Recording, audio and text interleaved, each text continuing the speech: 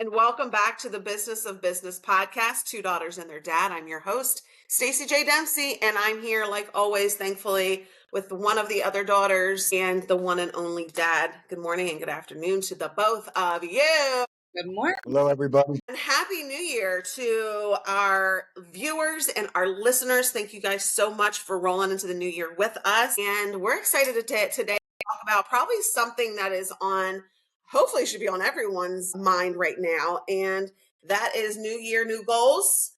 And we're going to talk a little bit today about what SMART goals look like. And Jennifer's going to share with us a little bit about some goal setting, some different goal setting that she is embarking on. And we think that it's going to be really helpful and really useful for all of our viewers and our listeners.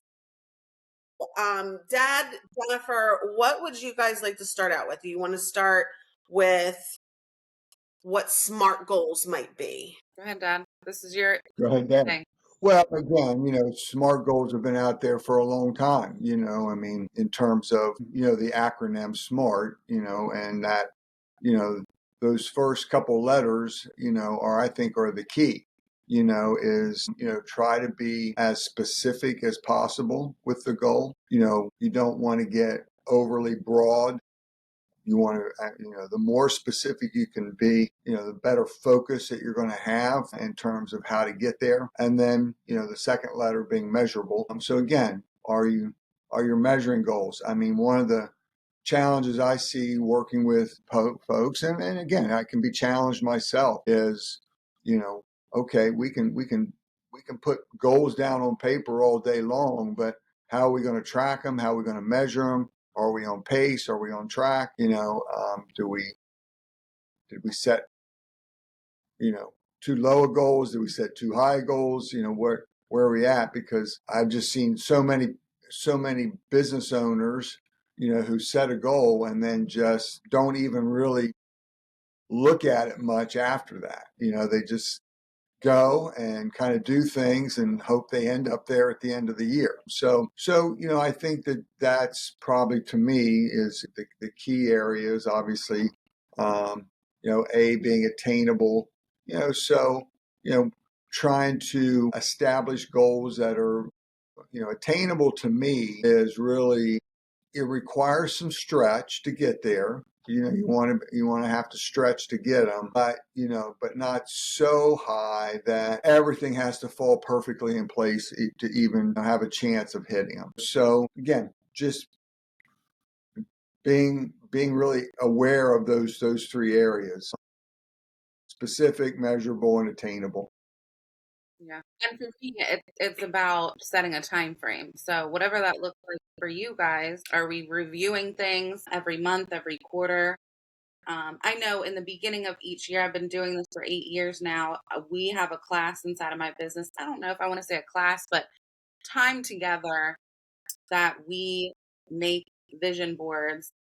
So we just bring the whole team together in person and we spend time making these big poster boards. And it's really fun because obviously I've kept mine over the years. So I can literally have a visual and look back on what we've been able to do with our team here. And that, for me is really about the year and just having open conversation with inside of the business of what everybody would, your dreams, your goals of what you would like to see happen in the year. So it's good to dream big, and I always encourage that. But when it comes to goal setting, I think the more that you do it, kind of the better you are at understanding how to do it. And so we're not necessarily setting goals for the year in our vision board class. It's just about dreaming big and dreaming about the things that we want. And that can look different. It could be buying a new car. It could be, taking a class, seeing X amount of new clients. So everybody kind of looks differently and we can just spend that time sharing with each other. And then really on my one-on-one coaching calls with my team, we can set those kind of month-to-month goals and focus in one thing that we want to accomplish in a shorter amount of time. And so I think it's good to spend time doing both, spending time looking at the year of what you dream and manifest. One new thing I did this year, I wrote myself a letter. I put it on social media. Did you see it, Stace? You did, yes. So I wrote myself a letter. This is the first time I did it. What I want my life to look like a year from now, and I shared that with the people that are close to me, just to again keep everybody motivated and positive and thinking good thoughts. So that was really fun for me.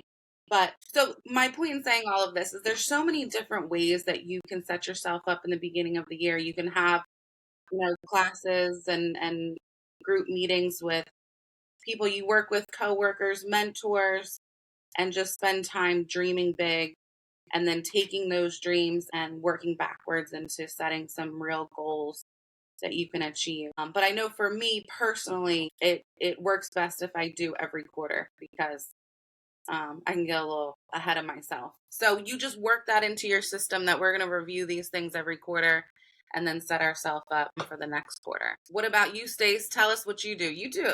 Listen, if there's one thing you can count on me and my sister for is some goal setting, vision, dreaming big, talking big, pumping each other up, pumping other people up. So what have you done with your goal setting so far, Stace? Well, having a meeting with Dad. So we had a work meeting yesterday talking about kind of what for the business side things, what has changed from last year to this year, how then to build goals into around that for to hit certain benchmarks with the company and for ourselves.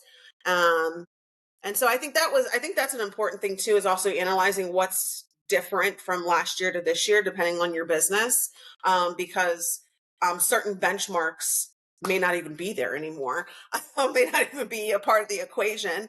Not that it's still not important to your business, but so I've done that, and I'm a big journaler. So writing a lot of things down, and then I go back and look at it at a different time. I mean, like when I say a different time, I'll do it like, a couple days later. See what I wrote down, see what kind of still resonates with myself, and kind of build my goals out, for that. But I always, a lot of people will say, like, listen, you don't need a new year to have new goals. So if there's obviously a lot of things are around fresh start, but obviously we're talking about business and we have fiscal years and things like that. But also goals can change. You can decide that you don't have to wait for a Monday, you don't have to wait for a new year. You can just say, you know what, this is just not my goal anymore for whatever reason, and create a new one. So I'm still so I say all that to say, like, there's times where in a month I'm like, yeah, that's just not what I thought I wanted anymore. So I'm going to change that, and I don't have to wait till, the new year to do all of that. So I'm in it with everyone else right now, just kind of, you know, doing what I know works for me and just holding myself accountable. I mean, the other thing that I always like to put a caution out there regarding goals is that don't let January, February, don't let those months slip by, because I see all too often that, you set a goal, maybe it's a bit of a stretch goal, but you're thinking, okay, but I have 12 months to accomplish that goal. And so you're kind of doing some other things. You're not overly focused within your mindset saying, all right, I'm going to take January and get this stuff done. And then I'll start really focusing in February on my goals. Then February comes and then you think, okay, well, it's only February. I'll wait and get really dialed in March. And next thing you know, you wake up and 6 months have gone by. And I see it happen all too often. And, and it's so now all of a sudden you went from a 12-month year to a 9-month year to a 6-month year. And now, you just made things a lot harder. And so really getting off to, a fast start in your business in terms of, going out doing the things you need to be doing to meet those goals. Just be very careful, because we can allow time to slip by thinking we have plenty of time, and that can be a big lie to yourself for sure. Good reminder yeah, good reminder. So Jen, why don't you share with our listeners and our viewers this, I don't know if I call it a journey, but this new goal setting, someone that I guess you found online, or maybe it was referred to you from someone else, but why don't you share with everyone kind of what you're getting ready to embark on? Yeah, so it was actually my business coach.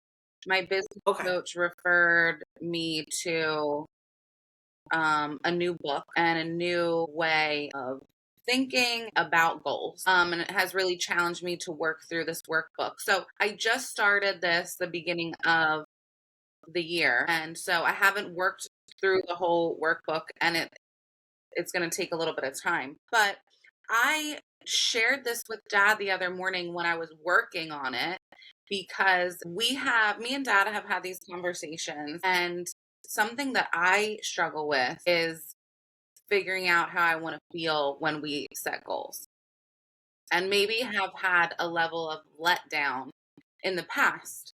And I'm wondering if any of our listeners maybe can resonate with some of this. But when we set goals, sometimes it's about, I want to save X amount of money in my business savings account. And once I get to that point, I'm gonna feel dot dot dot. I'm gonna feel secure. I'm gonna feel successful. And so you work your plan and you hit that goal, and then you sit back and you're like, well, that doesn't feel how I thought it was going to feel. And so I was explaining this to Dad, and thankfully Dad was like, I know exactly what you mean, because that happens to me too. Another example for me would be, I want to drive a nice car, and the reason I want to drive a nice car is because it's going to look successful to other people. It's going to make me feel successful because I can afford a nicer car. But then you get to that place and you're like, well, wait a minute. I think I like the Nissan better than this luxury car. This luxury car is nothing but a pain in my butt, but I wanted it because I was hoping it was going to make me feel a certain way. And then you get let down when it doesn't. So basically, the desire map is a workbook for goal setting, but instead you start with what is your desired feeling? How do you want to feel inside of your business? How do you want to maybe feel in your personal life? How do you want to feel with your family? And so it's asking a lot of really hard questions. It's not just me sitting down and I'm just busting out this workbook. I feel myself sitting in these questions that have been taking me time to think about and figure out how do I want to feel. And so a big one for me that I want to share, just so you guys kind of understand where I'm coming from, is I want to feel free. That's a big one for me. And so for a lot of years, 8 years in business, sometimes I feel like I'm chained to my business. Like I have to be here 60 hours a week. I have to, do certain things. I have to say no to my daughter to say yes to my business. And that's something I've struggled with over the years. And so when I think about I want to feel free, and then I work backwards from that, what I've come to the conclusion is, okay, to be able to feel free, my desired feeling, I really need to hire 4 more hairdressers. And what that's going to do is they're going to be able to take some of the clients. They're going to be able to be here physically. They're going to be able to take on some responsibility so I can take a step back from working inside of my business to maybe working on my business, or taking that time off for spring break to make memories with my daughter. And that is what matters to me. That's what I'm more focused on when it comes to goal setting in 2025, is what is my desired feeling around some of these things. Because any mom that is an entrepreneur that's listening, I hope you guys probably understand, right? The guilt is so real when you have to say no to your kid and yes to your business. And so a lot of people that are entrepreneurs work for themselves. That's the goal. That's always the dream. Like, I want freedom. I want to be I want to be able to create my own schedule.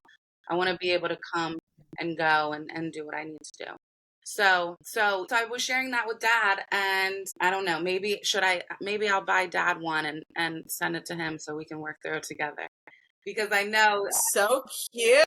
you struggled. I like that you buy it for me.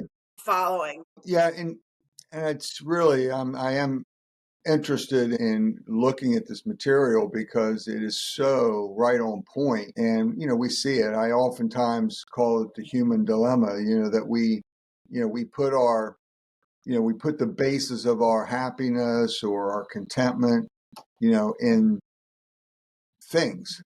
It can be, I get a new car, or I get a bigger house or a new house, or I get a spouse. I mean, any of those things, I'll be happy, I'll be content, only to get those things and then sit there and like, why am I not feeling contentment? Why am I feeling other things now? I'm feeling other areas of pressure, so, so the idea is, with this, it sounds like to me, and I like it, is that we need to start with, what is the feeling that I'm going for, understand it, by achieving this goal, and then what's the potential downsides even to that.